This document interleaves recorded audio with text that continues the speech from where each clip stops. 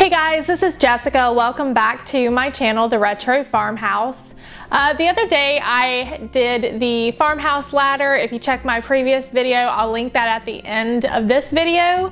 But I had some leftover pieces to the crib that I had found up in my attic. So I wondered what I could do with those. I was kind of brainstorming, and then I always thought, I don't know if you've ever seen some of those vintage hampers that they have, and they're usually on rollers, so I thought maybe I could make one of those out of this. So that's part of the inspiration for this upcoming video. So come along with me and see how I transform the rest of this vintage baby crib into my now new rolling laundry cart.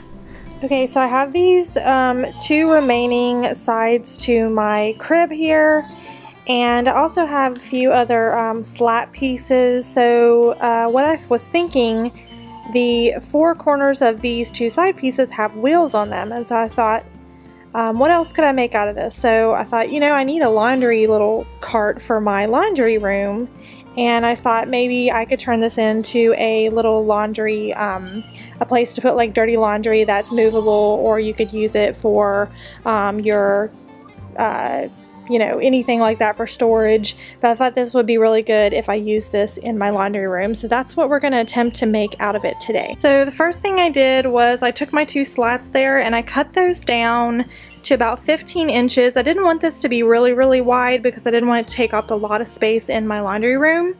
So I cut these two down, and I did them evenly so that I could put 3 of the slats in on each side. And this one right here, one of the slats actually broke off, so basically all I'm going to do is I'm just going to use my drill bit here, one that fits to the size here, and I'm just going to drill through there, and that'll come out of there, so that way I can re-glue a new rod in there.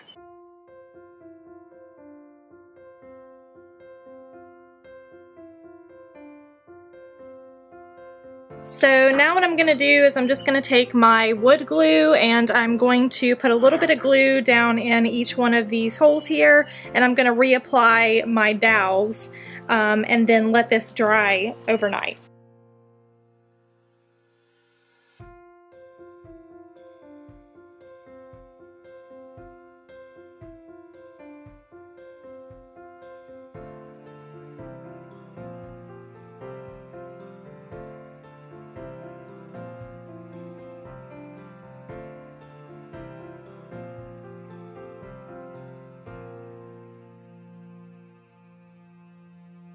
Okay, so now that both of my side pieces are dry, I'm going to make sure I put some pilot holes in here with my drill.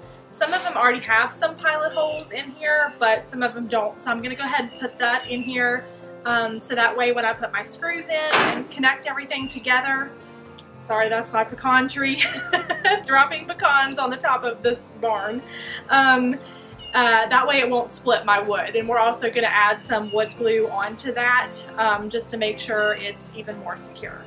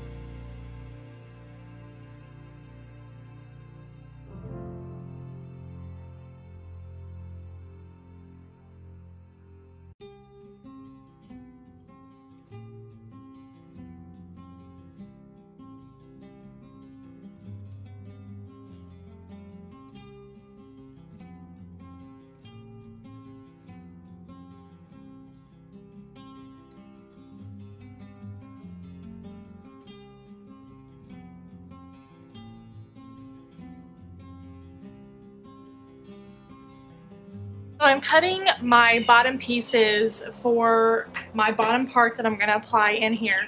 but two of the side pieces are more narrow than my boards that I have here, so I'm going to have to measure those and cut those down. I always recommend to make sure you're measuring on both sides to make sure everything is square and even. So that's basically what I'm going to do now. I'm going to take this board and I'm going to measure it out for the width, and I'm going to cut those down so that I can apply those inside here. So now that I have all of my boards cut, it's time to stain the wood. So I'm going to stain this as close as possible to this, and maybe even run a little bit of stain over this to see if it'll soak up a little bit to match a little bit better. To prep my boards, I'm just going to first sand all of them down with this sanding block. It's probably a medium grit. I don't really know. I've had this one for a while. But just so I can get rid of some of those rough edges before we stain.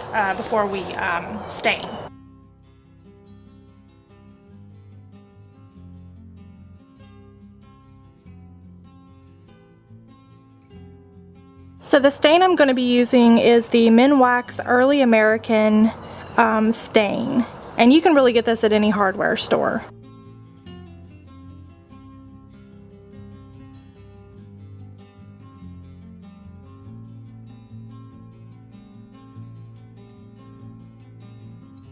I ended up applying my boards with just some wood glue and some screws from underneath.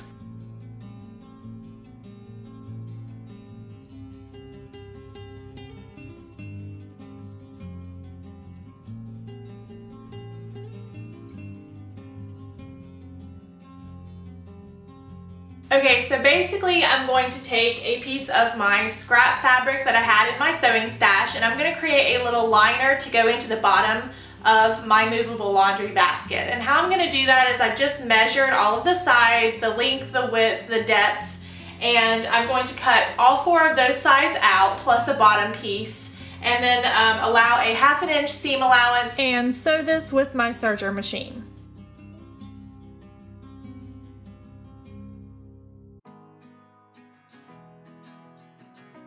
Next, I'm going to fold down my top edge and just sew that with my regular sewing machine.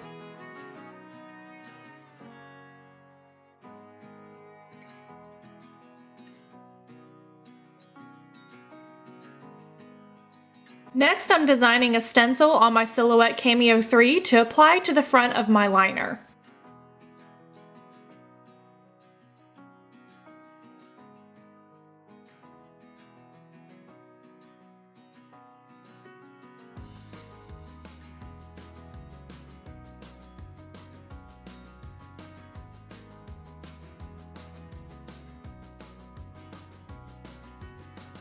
So what I've done here is I've gone and applied my stencil to the folded side of my liner here, and I've put a little plastic and some cardboard underneath so that when I put my paint on here it's not going to bleed through.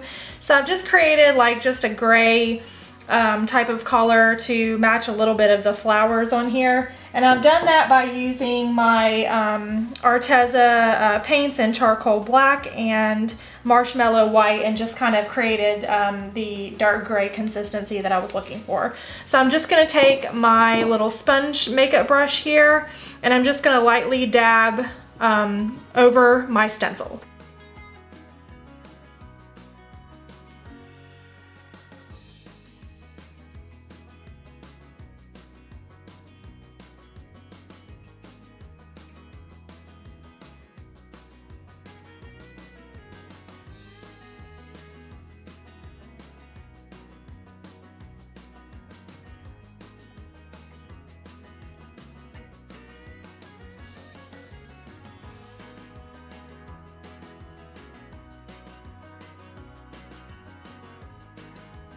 And here's the result of today's project.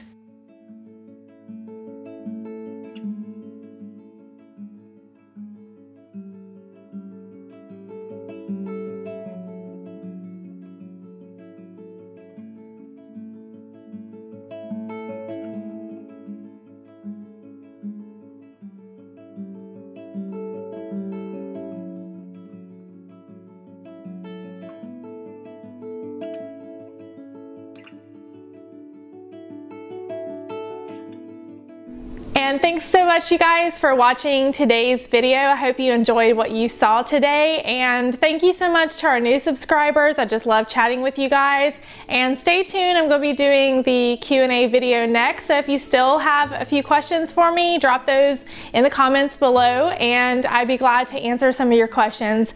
We'll see you guys again next time.